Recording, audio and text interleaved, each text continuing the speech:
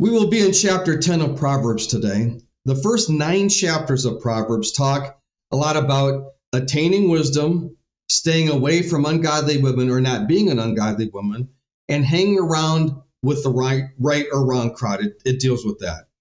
There are other things that are discussed, but those are really the major topics. Now in verse 10 or chapter 10 of Proverbs, we see more of actual Proverbs.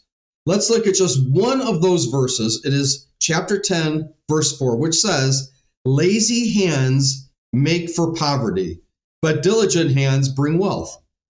Here we see a proverb that is just so practical, which is one of the reasons why I love the book of Proverbs.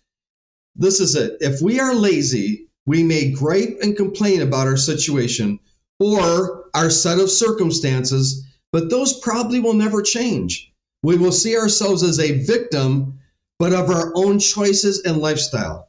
This is why it's so important to hang around with wise people. Wise people will help us get out of that and to be wise. And it takes wisdom to gain wealth. Diligence is also talked about here. A proper work ethic goes hand in hand with being diligent. Characteristics of a proper work ethic.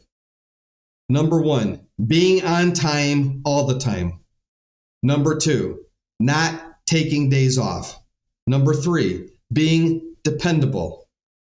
Number 4, be trustworthy. Number 5, do a good job that is done to the very best of your own abilities. Not what somebody else can do, but what you're able to do.